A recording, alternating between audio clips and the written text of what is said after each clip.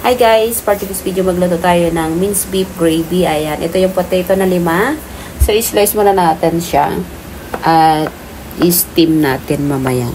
Ito ay masarap siya guys, kahit simple lang yung pagluluto mo, ang sarap, promise.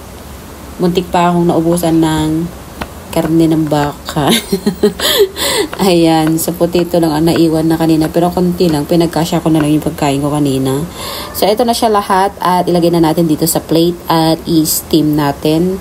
Ayan, so ito na siya. I-arrange natin naman para magandang tignan. Ito ay onion at saka garlic at carrot saka minced beef. Ayan, i-steam na natin yung potato at lutuin na natin yung gravy natin. Ayan, lagay natin yung cooking oil and then sibuyas sa bawang. So, pinagsabay ko na para mabilisan na yung pagluluto ng gravy natin. Lagyan na natin yung carrots na in-slice ko siya ng dice. Ayan. So, pagpasensya na dahil dinilit ko yung pinost ko kanina kasi ayaw ng music. Lagyan na natin yung minced beef. Ayan. So, lutuin lang natin. Ayan, halo-haloin. Ang ganda ng color ng beef dahil bagong bili. Ayan. So, haluin lang natin. Ready na natin yung sauce natin na gravy. Ayan, kung meron kayong ganito, pwede kayo maglagay yan. Kung wala, maglagay lang kayo ng nor cubes na beef pala. Ayan, lagyan natin ng water. So, 4 na tablespoon yung nilagay ko. And then, mag-add tayo ng black pepper para masarap yung gravy natin.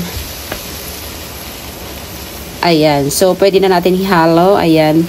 Pwede yung padagdagan ng water kung gusto nyo. Kasi ito, pag mainit na siya, sticky na siya. Ayan, nag-gravy na siya. Pero lutuin pa natin. Kasi yung potato hindi pa luto. So, tikman natin. Ayan. Kulang ng lasa. Maglagay tayo ng konting salt. Konti lang kasi ayaw nila na maalat. Ayan. So, ganyan lang ang magluluto ng gravy ng natin, yung potato. Ayan. So, okay na siya guys. Check na natin yung potato. Ayan, okay na siya. So, lutuin natin siya. Nalagyan natin ng cream at saka butter. So, i-mash natin yung potato. Ayan. So, ganyan na siya. Kinakailangan pinong-pino. Ayan. Lagyan na natin sa plate at lagyan natin ng sauce. So, ayan guys. Thank you for watching and bye!